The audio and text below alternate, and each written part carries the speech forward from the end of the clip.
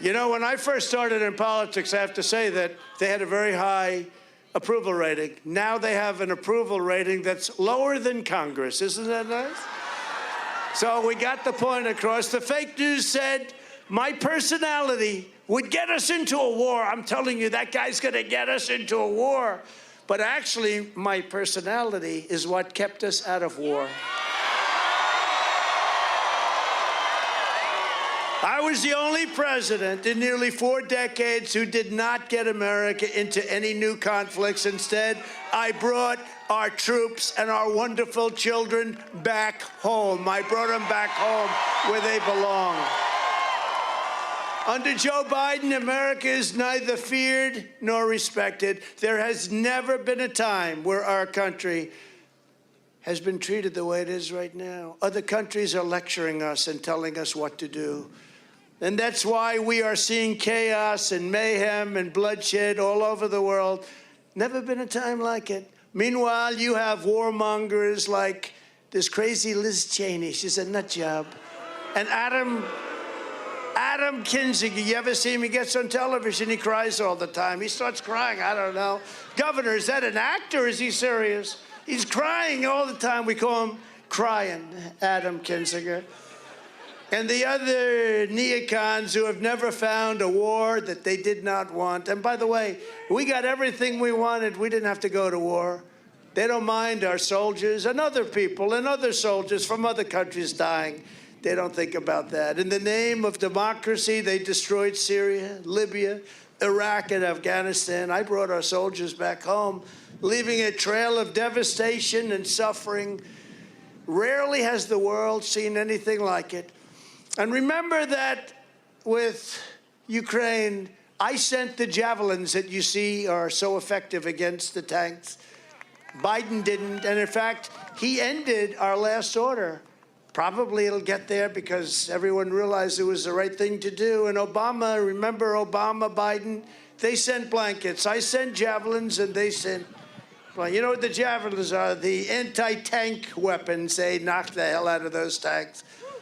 And Ukraine wouldn't be having a chance without them. That was all sent by me, all of it. We sent other military equipment, too. We didn't send our soldiers, but we sent them a lot of equipment. Well, we need to help stop this brutal invasion. We also have to clean out the rot of our failed foreign policy establishment. It is indeed rotten to the core before these total lunatics lead us down the path of national ruin and World War III. They will do it, too. We have to continue to drain the swamp. We did a lot of it, but the swamp was deep, deeper than anybody believed.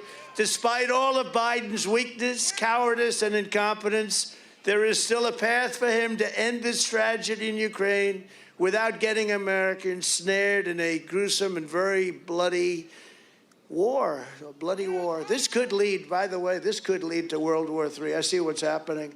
Because if you think Putin's going to stop, it's going to get worse and worse. He's not going to accept it, and we don't have anybody to talk to him. You had somebody to talk to him with me. Nobody was ever tougher on Russia than me. I'm the one that stopped the pipeline. I had it stopped. I'm the one that put all the sanctions on. And I'm the one that he didn't attack during our administration. Everyone's asking about that now, even the radical left reporters up there. The U.S. must make clear to Putin that he has 2 choices: to negotiate peace right now or else face blistering consequences, including a push to permanently eliminate dependence on Russian energy. And we're talking about forever or for a long, long time. Because without the money coming in from energy, Russia doesn't work. But to make this threat credible, the U.S. would have to immediately end Biden's ridiculous war on American energy. We were energy independent. It's very simple. We have to get our great energy workers drilling, pumping, producing, mining, and refining like never before. We have to do that. Some of them are sitting right back here.